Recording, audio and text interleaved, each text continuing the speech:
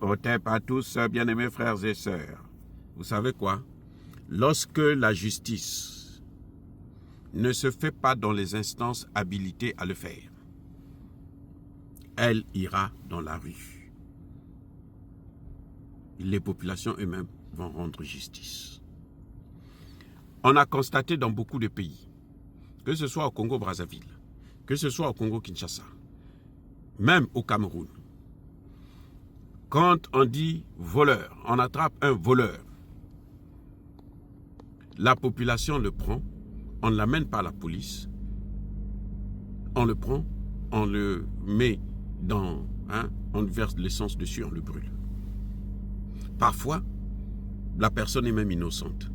Mais comme c'est ce qu'on appelle la vindicte populaire, eh bien, même des innocents peuvent passer quand ils sont au mauvais endroit et au mauvais moment. Parce que la justice est défaillante. Quand vous voyez des choses comme ça, c'est la défaillance de la justice.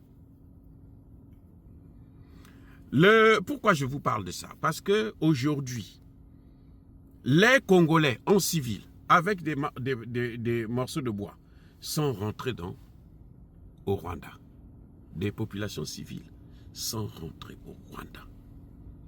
Avec des petits bâtons, des couteaux, avec des pierres, pour aller combattre le Rwanda. Quand on arrive à ce niveau, écoutez-moi bien, c'est une situation très dangereuse. Pourquoi? Le peuple qui décide de faire ce genre de choses-là, c'est qu'il n'a pas confiance en son armée. Il n'a pas confiance en son gouvernement. C'est que les Congolais n'ont plus confiance, même en Tshisekedi, sachez-le les amis. Vous voyez un peuple s'organise, disent non, c'est une armée, elle a tout pour nous tuer. De toutes les façons, nous restons ici, ils viennent nous tuer chez nous, eh bien on va aller là-bas, on va les affronter. S'ils nous tuent, ils n'ont qu'à nous tuer tous. Quand un peuple arrive là, c'est que ce peuple n'a plus confiance ni à sa justice, ni à son gouvernement, ni à son armée. Parce que le peuple pense qu'il voit. On peut manipuler des hommes, on peut corrompre des hommes, on ne peut pas corrompre tout un peuple, les amis. On ne peut pas corrompre tout un peuple. Il y aura un qui va dire que non, ça, stop, nous ne voulons pas de ça, c'est trop. Arrêtez avec ça. Vous comprenez? Donc, bien-aimés frères et sœurs, ce qu'on a vu ce matin, où l'armée congolaise était obligée de sortir pour venir consoler son peuple, c'est un message de désespoir du peuple congolais dans l'Est.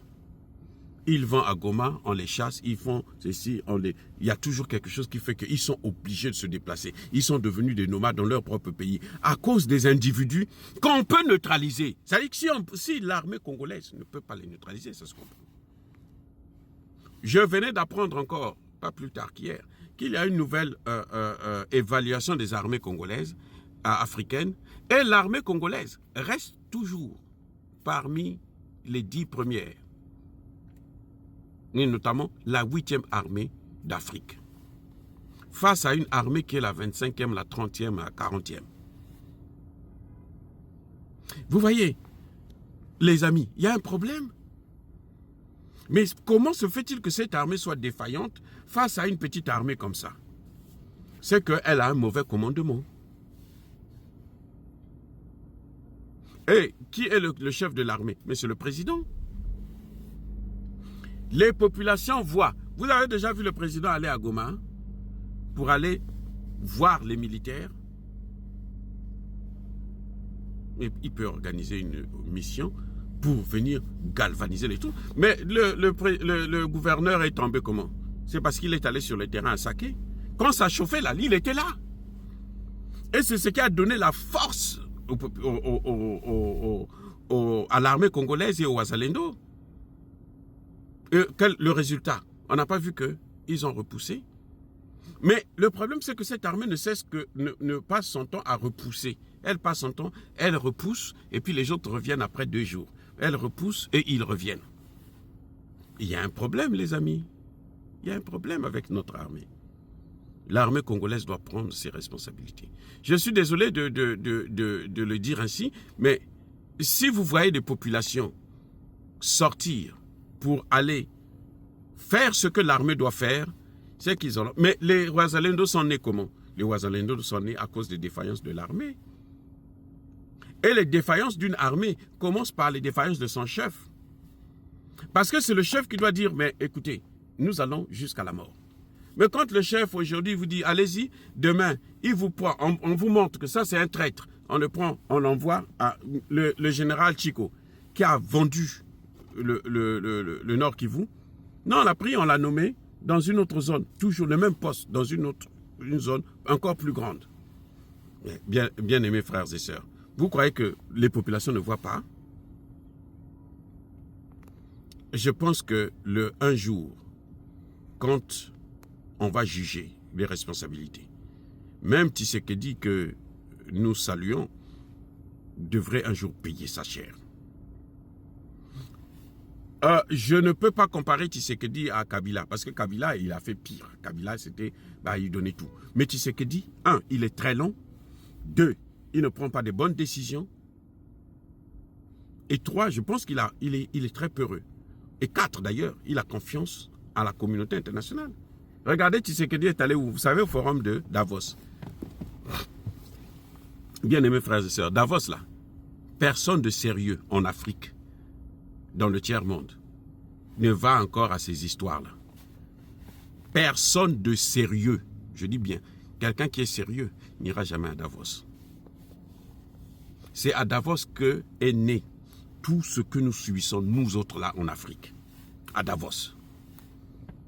Donc quand un dirigeant va à Davos pour aller se plier devant un descendant des nazis, eh bien, écoutez, c'est qu'il n'est pas très intelligent, il est mal entouré.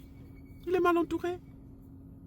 Bon, peut-être qu'il a eu son pouvoir de Davos, mais s'il a eu son pouvoir de Davos, eh bien, il n'a qu'à faire ce que Davos lui a demandé de faire, et puis les Congolais auront la paix. Parce que s'il donne à Kagame toutes les terres, là, ben, les Congolais n'auront plus de problème, puisque Kagame va les maltraiter ou les chasser, les neutraliser tous, et puis il va régner. Et le problème est résolu. Au lieu de faire croire aux gens que non, tu peux régler l'affaire, et puis tu es en train de tergiverser, en train de tourner autour du pot. Moi, ça me dépasse un peu. On ne peut pas tout mettre sur le dos des Wazalendo.